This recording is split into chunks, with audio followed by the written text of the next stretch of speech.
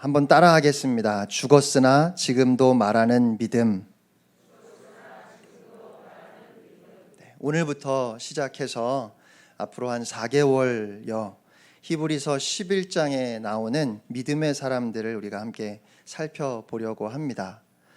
먼저 말씀드리고 싶은 것은 우리가 그렇게 히브리서 11장에 나오는 믿음의 사람들을 보면서 그냥 훌륭한 사람들이니까 나도 본받아야지 이렇게 생각하면 그게 크게 나쁘지는 않지만 성경을 바르게 이해하는 관점은 아닙니다. 지난주에 원로 목사님께서도 말씀하셨는데 우리가 본받아야 할 모델은 오직 예수님 한 분으로 충분합니다. 우리가 오늘부터 살펴보는 히브리서 11장에 등장하는 사람들은 사실 우리와 똑같은 죄인이고 우리와 마찬가지로 부족하고 연약한 사람들이에요. 그런데 성경은 그런 사람들이 믿음으로 하나님의 은혜 안에서 얼마나 귀하게 쓰임을 받았는지, 얼마나 의미 있는 인생의 발자취를 남겼는지를 보여주면서 우리도 그런 삶을 살 수 있도록 초대하고 있습니다. 저는 그러한 관점에서 함께 말씀을 나누고 싶습니다. 오늘 첫 번째로 등장하는 인물은 누구죠? 아벨입니다. 아벨. 본문의 내용을 살펴보기에 앞서서 먼저 우리가 기억해야 하는 것은 믿음의 첫 번째 주제가 제사, 현대적인 의미로 하면 바로 예배라는 것입니다. 믿음의 선배들의 삶을 우리에게 말씀하시면서 하나님께서 가장 먼저 말씀하시는 주제가 바로 예배예요. 그래서 예배는 성도의 삶에 있어서 첫 번째 최우선 순위이고 우리 신앙 생활의 핵심인 줄로 믿습니다. 우리가 오늘부터 물론 인원에 제한을 두기는 하지만 다시 함께 모여서 예배를 드리는데 아마 많은 성도님들도 고민이 되실 거라 생각합니다.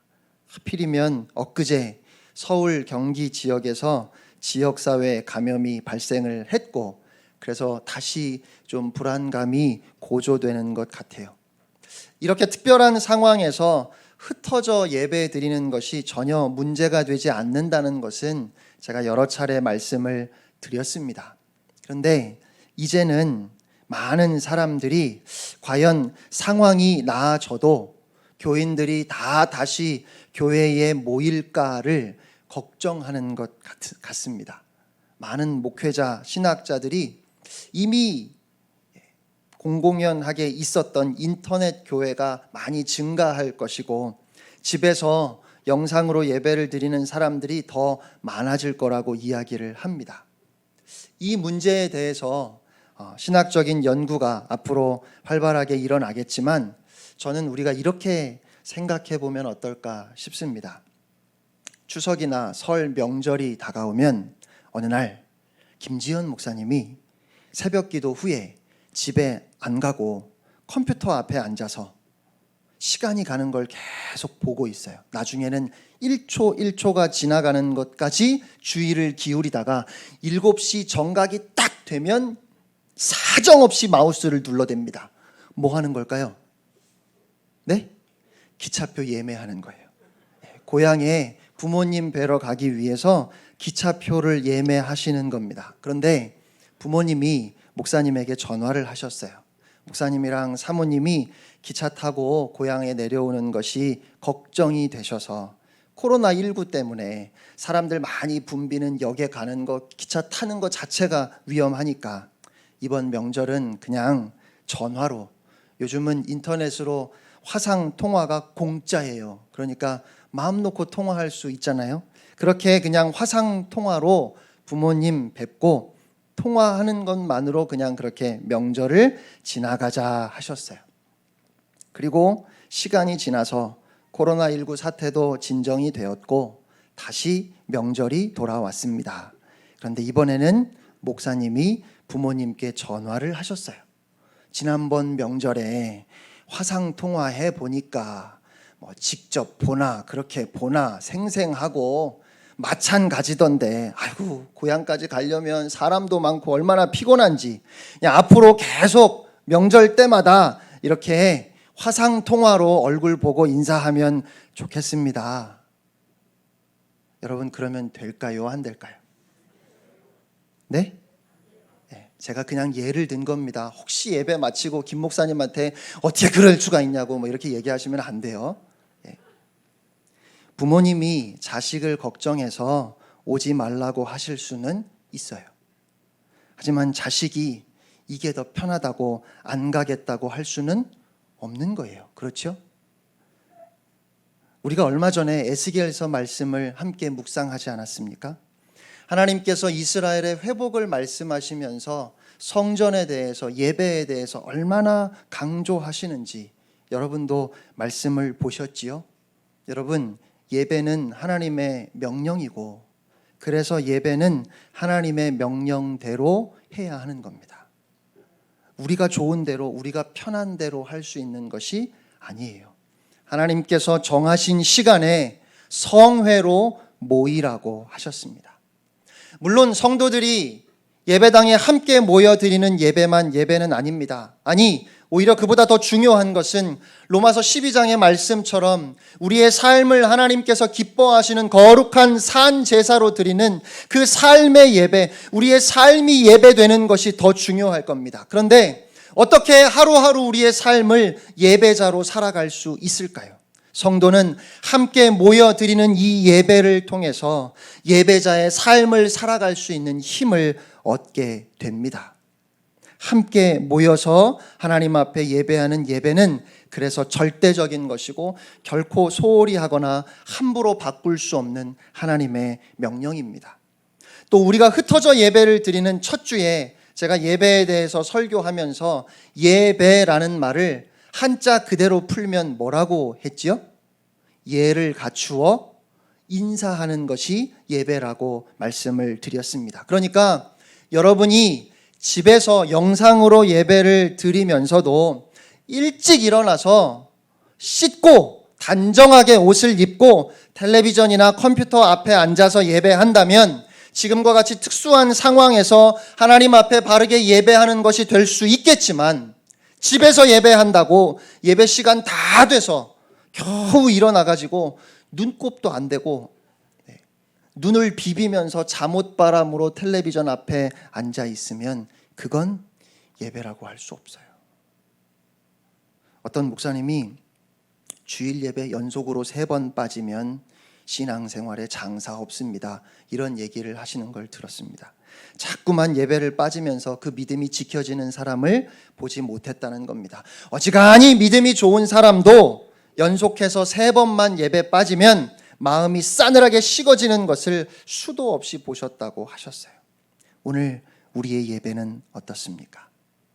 예배가 우리에게 가장 중요하고 가장 소중해서 내 삶의 우선순위 제일 앞에 예배를 놓고 계시지요? 오늘 말씀을 통해서 우리가 우리의 예배를 다시 점검해 볼 수 있기를 바랍니다. 오늘 본문은 그렇게 예배가 가장 중요하다는 것을 일깨워 주면서 또 한 가지 참 놀랍게도 모든 예배가 다 똑같은 예배는 아니라고 말씀하십니다. 가인과 아벨이 각각 다 하나님 앞에 제사를 드렸는데 하나님께서 가인의 제사는 받지 않으시고 아벨의 제사만 받으셨어요. 그러니까 우리가 이렇게 다 같이 함께 앉아서 예배를 드리는 것 같아도 하나님께서 누군가의 예배는 받으시고 또 누군가의 예배는 받지 않으실 수도 있다는 겁니다. 그런데 우리는 그냥 나 예배 드렸어, 예배의 자리에 왔다고 해서 나는 하나님께 예배 드렸다는 스스로의 만족감을 가지고 세상에서 내 마음대로 자유하게 살아가고 있는 것은 아닌가, 우리의 삶을 돌아보아야 할 것 같아요. 오늘 본문 말씀을 통해서 우리가 정말 잘 생각해야 하는 것은, 여러분, 가인도 하나님 앞에 제사 지냈어요. 예배했다니까요. 그런데 하나님께서 받지 않으시는 잘못된 예배를 드렸지요. 그리고는 그 예배가 원인이 되어서 동생을 죽이는 무서운 죄를 지었습니다. 그러니까 차라리 예배 드리지 않았으면 더 좋았을 뻔했어요. 이렇게 보면 예배는 정말 어렵고 두려운 주제입니다. 하나님께 바른 예배를 드리지 않으면 단지 하나님께서 그 예배를 받지 않으시는 것으로 끝나는 것이 아니라 그로 인하여 우리가 더 악해질 수 있음을 오늘 말씀을 통해서 우리가 기억하고 조심해야 하겠습니다. 여러분, 바른 예배는 정말 중요합니다. 그러면 왜 하나님은 가인의 예배는 받지 않으시고 아벨의 예배만 받으셨을까요? 하나님이 오늘 우리에게 기대하시는 아벨이 드렸던 그 더 나은 예배, 바르고 참된 예배는 과연 어떻게 드리는 것일까요?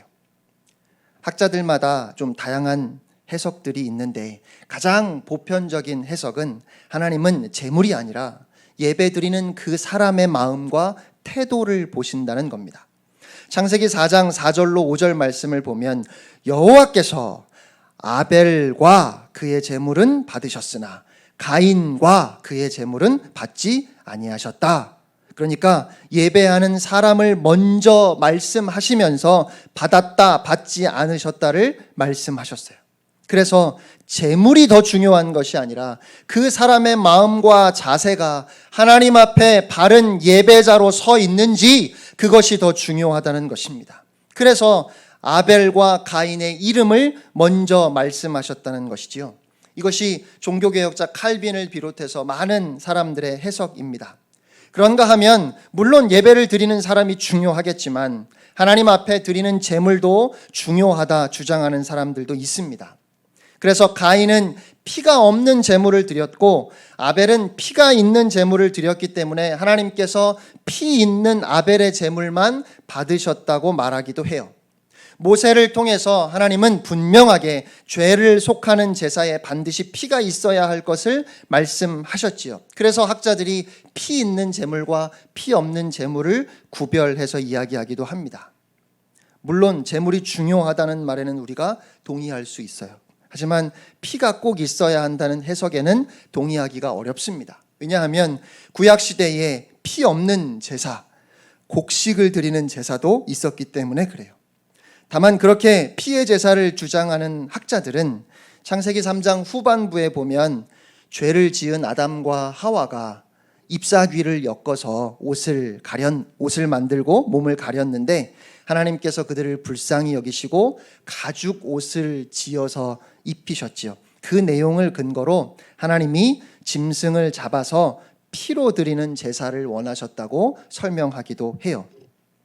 한 가지만 더 해석을 제가 소개한다면 창세기 4장 3절로 4절 말씀을 보니까 가인은 땅의 소산으로 제물을 삼아 여호와께 드렸고 라고 되어 있고 반면에 아벨은 양의 첫 새끼와 그 기름으로 드렸다고 되어 있어서 성경이 아벨의 제물에 대해서는 구체적으로 말씀하시는 것을 보면 가인은 그냥 그 곡식 소산 중에 아무거나 가져왔고 반면에 아벨은 양의 첫 새끼와 기름을 구별해서 하나님께 드렸기 때문에 아벨의 제물에는 구별됨이 있었다는 해석도 있습니다. 구약에서 기름은 하나님께 드리는 귀한 제물이지요. 또 첫 새끼는 하나님께서 내 것이다 말씀하셨고 일반적으로 생각해도 여러분 첫 새끼가 태어났습니다. 여러분 마음이 훨씬 더 많이 그 양에게 가겠지요. 아무래도 그렇지 않겠습니까? 그래서 그 첫 새끼는 가장 귀한 제물이기도 하고 또 어찌 보면 내 모든 소유를 대표하는 것이 될 수도 있어요. 그래서 아벨은 그렇게 자신의 전부를 구별해서 하나님께 드린 반면에 가인은 제물을 구별하는 과정이 없었다는 그런 해석도 있습니다. 저는 이러한 해석들이 다 일리가 있다고 생각합니다. 그런데 오늘 히브리서 말씀을 보니까 그 모든 내용을 한마디로 믿음으로 아벨은 가인보다 더 나은 제사를 드렸다고 말씀해요. 히브리서 기자는 아벨의 제사를 믿음으로라는 이 한 단어로 설명하고 있다는 겁니다. 그러면 믿음으로라는 말씀을 우리는 어떻게 이해해야 할까요? 가인과 아벨이 제물을 가지고 하나님께 제사를 드릴 때 이 제물이 의미하는 바가 무엇이겠습니까? 처음에 아담과 하와는 하나님 앞에 나아가는 데 있어서 제물이 필요하지 않았습니다. 그들은 그냥 하나님 앞에 나아가서 자유롭게 하나님을 만나고 하나님을 누릴 수 있었어요. 하지만 그들이 죄를 범한 후에는 하나님 앞에 나아가기 위해서 그들의 죄를 덮어서 가릴 수 있는 제물이 필요했습니다. 그러므로 제물은 우리의 죄인됨을 보여주는 겁니다. 나는 죄를 지은 자이기 때문에 거룩하신 하나님 앞에 나아갈 수 없습니다. 저의 죄를 덮어주는 제물이 있어야 하는 거예요. 이 사실을 제물은 계속해서 우리로 하여금 기억하게 합니다. 결국 우리가 하나님 앞에 나아갈 때 하나님께서 원하시는 것은 우리가 죄인으로서 감히 하나님의 얼굴을 뵐 수 없는 사람들임을 기억하는 것입니다. 그런 죄인이 멸망하지 않도록 제물과 제사를 통하여 하나님 앞에 나오는 길을 열어놓으신 그 하나님의 은혜를 전적으로 의지하는 것, 그것이 바로 믿음이에요.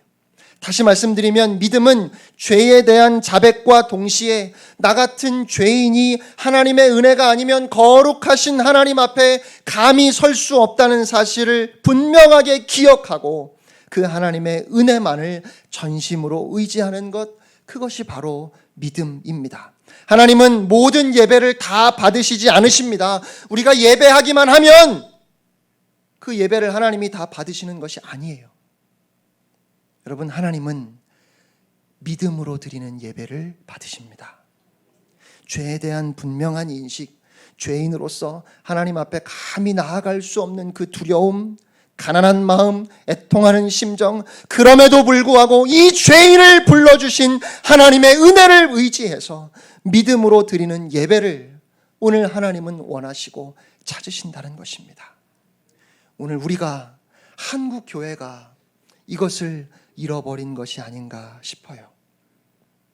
살아계신 하나님 앞에 예배함에 있어서 하나님을 향한 두려움과 떨리는 마음, 죄인으로서의 애통함과 참회와 그럼에도 불구하고 죄인을 부르시는 하나님 아버지의 그 은혜에 대한 감사와 감격이 전심으로 하나님 앞에 드려져야 그것이 하나님이 받으시는 예배입니다. 헌금을 드릴 때에도 그저 물질만 드리는 것이 아니라 주님, 내가 여기 있습니다 하는 마음으로, 오직 주님이 나에게 가장 귀하고 나의 전부라는 마음으로 예물을 드려야 합니다. 예배에는 헌신, 자기 드림이 반드시 있어야 하는 것이지요. 하나님은 오늘 그런 예배를 찾으시고 그런 예배를 받으십니다. 그런데 오늘 너무 많은 사람들이 예배의 소비자로 전락하고 말았습니다. 많은 사람들이 빨리 예배 드리고 나가려고 하지요. 왜요?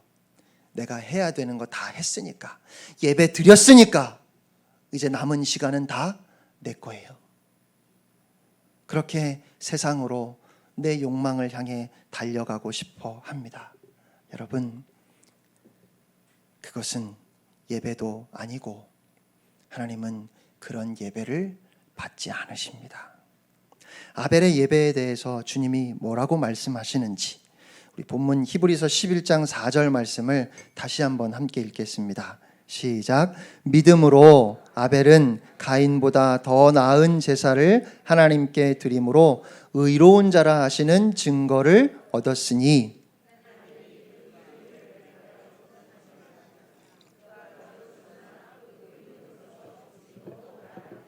아멘. 하나님께서 아벨의 제사를 받으시고 그에게 의로운 자라 증거를 주셨다고 성경이 말씀합니다. 그러니까 아벨은 믿음으로 드린 예배를 통해서 하나님께 의롭다는 인정을 받았다는 것입니다. 여러분, 예배가 바로 이런 것입니다. 감히 하나님 앞에 설 수 없는 우리가 믿음으로, 가난한 마음으로, 애통하는 심령으로 오직 십자가 보혈의 공로를 의지해서 하나님 앞에 나오면 우리 하나님이 우리의 모든 죄를 씻어주시고 너는 의로운 자라, 너는 사랑하는 내 아들이라, 사랑하는 내 딸이라 그렇게 인정해 주시는 것, 여러분, 그것이 바로 예배예요. 아벨은 믿음으로 하나님 앞에 예배를 드림으로 하나님께서 그 믿음을 보시고 그를 의롭다 하셨다는 겁니다. 그것이 오늘 성경이 우리에게 증거하는 내용입니다. 오늘 우리가 이런 예배를 사모해야 하겠습니다. 그저 함께 모여 말씀 듣고 기도하고 찬양하고 그리고 예배당에 문을 나설 때 내가 할 거 다 했다 그리고 돌아가는 것이 아니라 예배를 드리는 중에 하나님이 여기 계시구나, 하나님이 나의 예배를 받으시는구나, 하나님이 우리의 예배를 기뻐하시는구나, 분명하게 깨달아지고 확신할 수 있는 그런 예배를 우리가 드릴 수 있기를 축복합니다.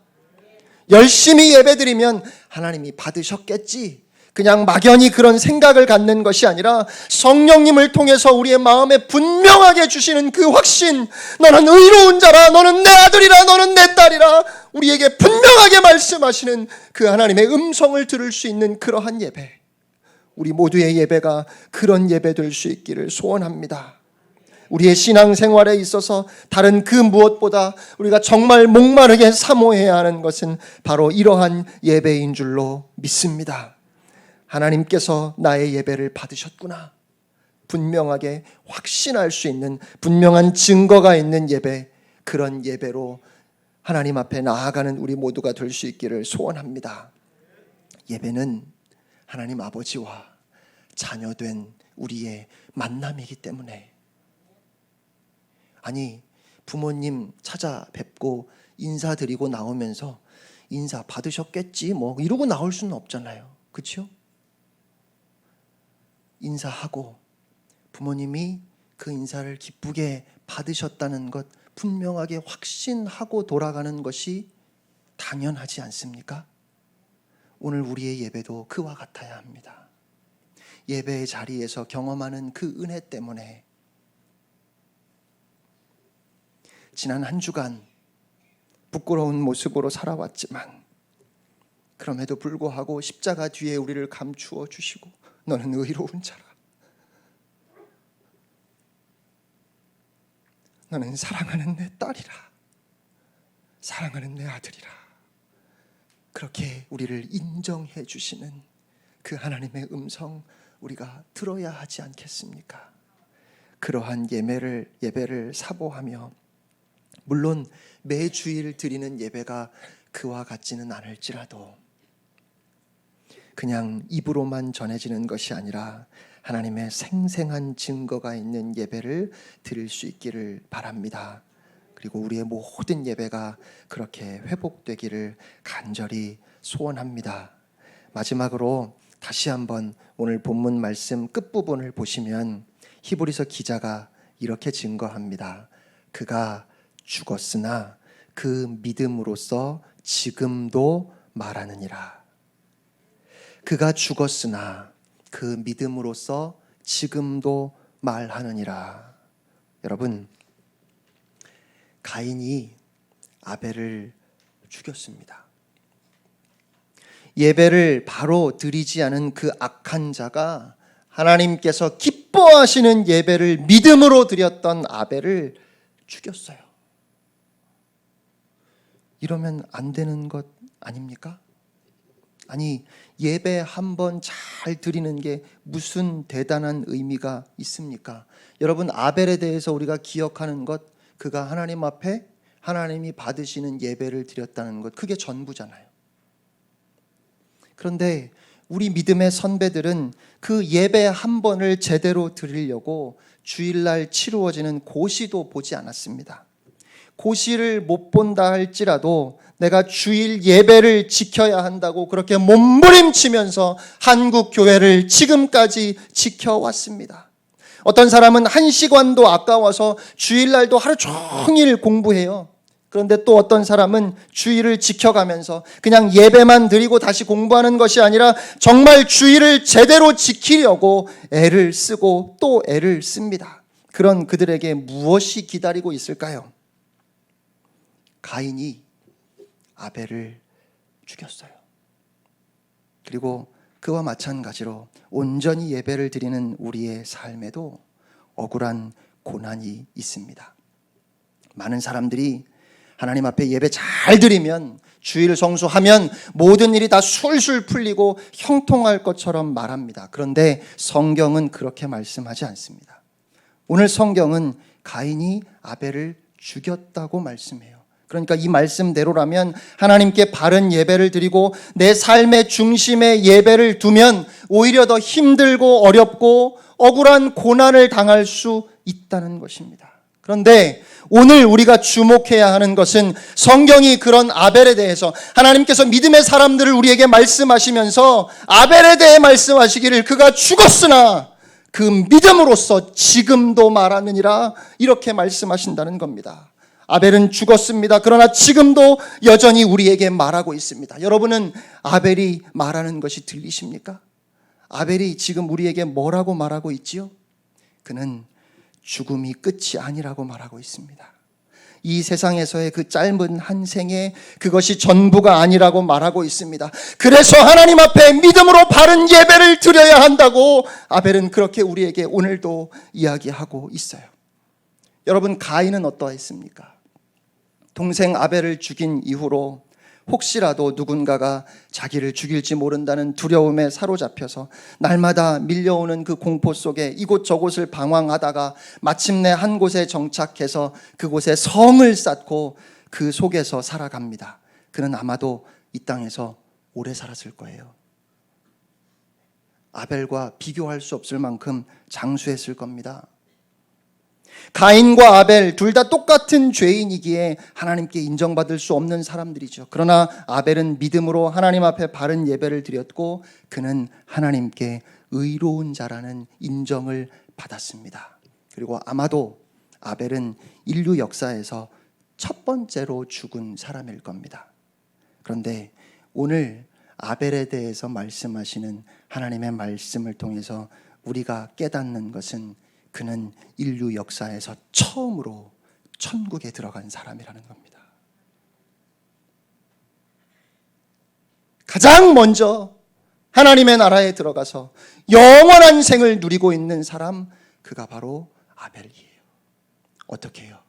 하나님 앞에 믿음으로 바른 예배를 드림으로 하나님께 의로운 자라 인정받고 그는 지금도 그 영원한 생명을 누리고 있습니다. 사랑하는 성도 여러분, 죽음이 끝이 아닙니다. 가인의 삶과 아벨의 삶, 어떤 삶이 복된 삶일까요? 믿는다고 하면서도 너무 많은 사람들이 모든 시선을 이 세상에, 이 땅에 빼앗긴 채 살아가고 있는 오늘, 아벨은 죽었으나 그 믿음으로 지금도 말하고 있습니다. 여러분은 지금 어떻게 살고 계십니까? 여러분은 어떤 삶을 사시겠습니까? 방황하고 불안해하며 나를 보호해줄 성을 쌓으며 살아가고 있지는 않습니까? 아니면 그저 하나님께 믿음으로 예배를 드리고 그 때문에 죽임을 당한 것 같은데 너무 허무하고 너무 억울한 삶인 듯 보이는데 지금도 여전히 살아서 우리에게 말하고 있는 아벨과 같이 세상이 감히 이해할 수 없는 차원이 다른 그리스도인의 삶을, 예수 생명을 소유한 하나님의 자녀된 삶을 살고 싶지 않으십니까? 하나님이 나의 전부가 되시기에 생명을 걸고 믿음으로 하나님 앞에 예배하겠습니다. 하나님께서 아벨의 예배를 받으셨다는 것이 여러분 은혜가 아닙니까? 하나님께서 오늘 우리의 예배를 받으시고 기대하신다는 것이 여러분 그것이 말할 수 없는 은혜 아닙니까?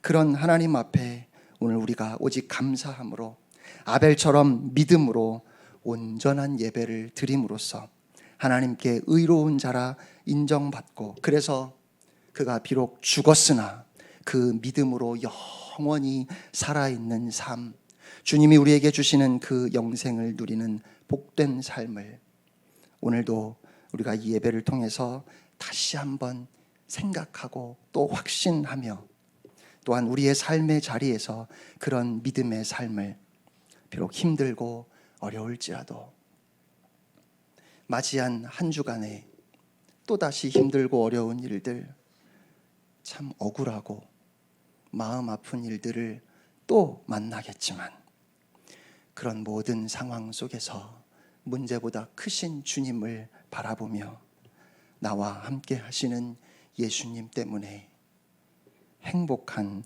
성도의 삶을 살아가는 여러분 모두가 되시기를 주님의 이름으로 축원합니다.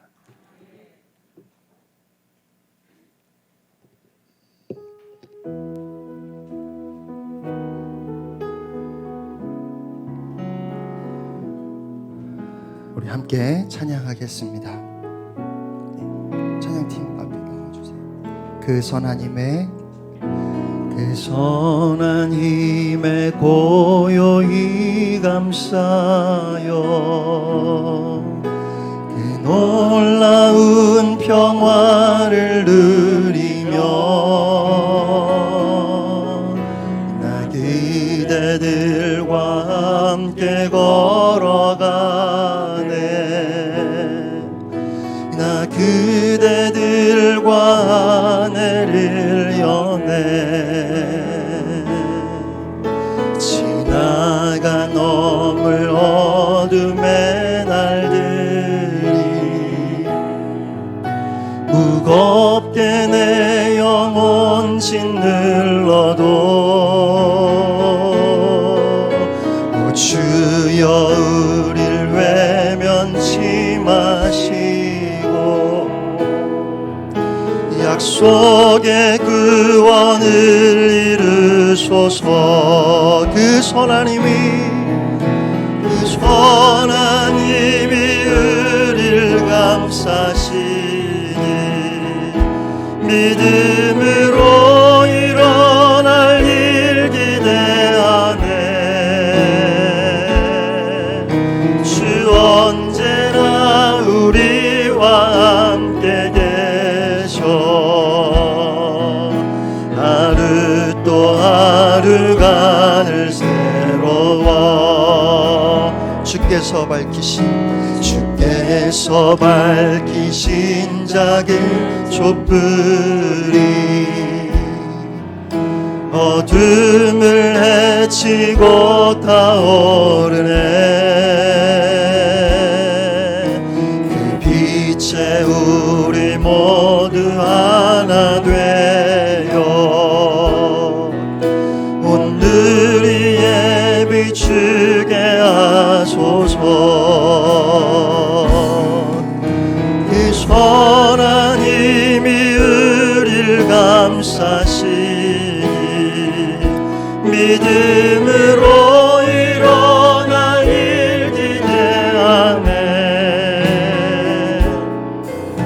주 언제나 우리와 함께 계셔 하루 또 하루가 늘 새로워 우리 시간 함께 기도하기를 원합니다.